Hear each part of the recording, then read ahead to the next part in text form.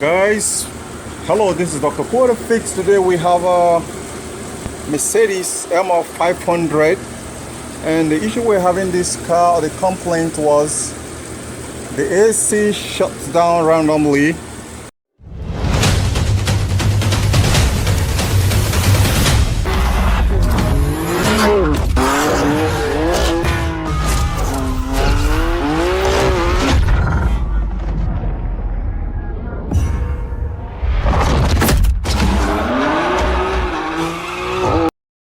And it won't cool after when it does that, so I did actually confirm it, and I did discover something very funny, and that is what I want to check right here, because for this very system right now they have made some bypass to it, but notwithstanding it's still communicating. I checked some diagnostics through my computer, and it was giving me some very interesting information right here. I've got it working actually. Show you guys. You can see it. So it's sweating right there. You can see it right there. So it's working very fine. Now let me show you to the compressor. So you see it as it's powering off and on during initial cycle, it has stopped. It will soon pick up. Just watch it closely. Watch it closely. There you go. So now on everything, the system is working as it should. So what did I do to the car? That's $1 million question. Everybody asks me, what did you do to the car? The certain information I will share with you on a certain condition only. So here, the first thing I actually discovered right there is that there is no power coming, and they have did a bypass. I taught you guys how to do a bypass, alright? I don't know how many people who were following me on that lesson. I really don't know. But as it is right now, let me show you. This is one of our bypass here, the bypass here. So the main thing there is to understand what the previous technician did there, then rock with it. Because if you don't rock with it, you might have a lot of other problems that is going to be coming up in the system. So all I have to do here is to hang up my multimeter right here and set it to voltage range, then start up the car, put it on. There is a wire right here. The wire, which you can see right now, you have you can see it. It has some sort of yellow and blue tracer right there. So there was no power coming in there when I checked it. So later on, when I checked it back, I have to go over through the fuse here, because that's the only fuse within this ML500. I think this, I don't know if it's 2004. No, I don't give a shit. I only give a shit about what the AC is doing. So over here there have been some ripped off relays. Relay can actually cause this kind of a problem, right? So you want to make sure that all the relays are good, because if they are not good, it's going to be causing a problem. Now for some others, you might want to trace this wire. There is a wire that comes through here, and if you check it very well, let me show you, and that is it right there. So that's the compressor wire that comes right here, and it goes on in this junction and come out here, which is this purple and black wire right here.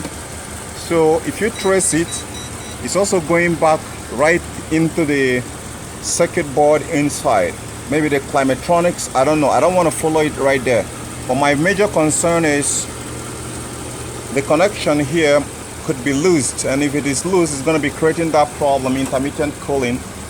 So you want to make sure that you disengage this connector, not with the car running. As the car is running right now, I can't disconnect it. So you want to disconnect this connector and make sure that you tighten it. So that's what I'm going to do, so because I don't want any further problem concerning this issue.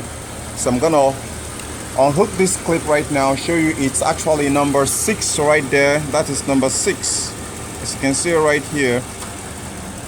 That's number 6 right there. But here is actually the pin 9, as you can see it right here.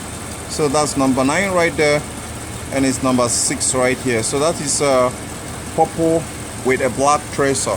So you want to check it. You want to put your multimeter at ohmic at voltage range and test between that power right here with number 6 here. You can actually see right here. So you put your probe right there. Hey Jumbo, come here for this camera. Okay, so right here I've hung up my meter right there. So I'm gonna probe one side here. So you take a look at my gauge, take a look at my digital voltmeter. Oh damn it, we're here. So now that it's here, I can take the second probe and put it right there. You can see it has a 5.4 point. The reason why you're having that, sometimes it goes, when you want to start the AC system, you're going to start it with 12 volts. So what that reading you are seeing right there, 3 point something volt, is normally couldn't be able to lift up that compressor. That is why we did that bypass that we did right there. So the bypass is going to help boost the power right there. So it sometimes reduced to 5 volts. It oscillates between 5 to 11 volts, sometimes to 12 if you're supposed to start in the AC from rest. Right now it's going to 3 volts. I hope you can see that, right? I hope you can catch that very well. So let me stand it more firmly, put it like this. So 5.4, when the AC kicks on, it goes all the way 0.6. But it's all good. Why? Because it's actually the computer, the climatronics, that's actually controlling the power that is going in there. So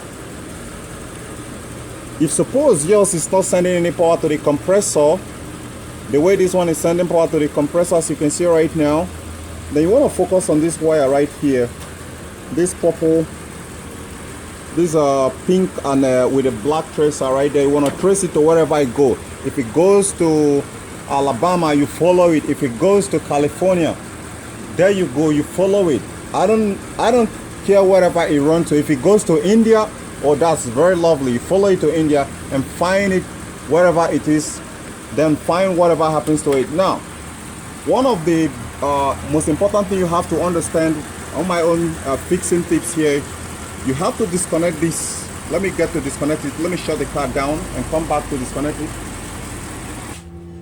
Okay, now I've shut it off, so I can hold the 2 clips here. All right, one here, then pull it. Come on, buddy, and pull it out. Now on this pin, most often times there could be corroded because there could be some sort of a moisture. There could be some, anything could be corrosion that actually attacked it here. So what you want to do here is you get something that is this pointed, then you grab it right there. Now if you look at it, let's take a look at it. This is the pin I'm targeting. This is pin 9. Get the camera closer. This pin 9 here, which is this wire here, that's our target, that's our priority. So it's 9, and if we trace it down to here, if you look at this very well, you're going to discover that the hole here is a little bit bigger compared to the other one. So what happens there is, it seems like someone has actually been here before. So we don't want to maintain any some sort of partial contact within the system. So you're going to use something like this and depress it, right? Just to close it mouth a little bit. Press it, that is closed. You want to also do it for the rest of them, because you don't actually know which other system is passing through here to either California, Georgia, New York, New Jersey, or Texas. So you want to make sure that you get them all satisfied at the same time, so that there's not going to be any problem. Get this shit down here. So once you get it closed up like this, then we're good to go, right? Want to press one more, just little, don't press it too hard. If not, it's gonna really close up too much, and when it closes up too much, it won't even allow it. So what we're trying to do here is actually to restrain this so that the grip can be more firm when you make contact with some of these pins here. Now if we're going to trace this number 6 right here, we're going to be tracing it down to come to this very one here. There is no any sort of corrosion, so you want to look out for yourself and make sure that there's no any corrosion right there, because if there is any corrosion, it's gonna create some sort of disruption between the power that comes over here and down to this very place here where the compressor powers the clutch, right, or the solenoid, because if suppose yours is still having the solenoid attached.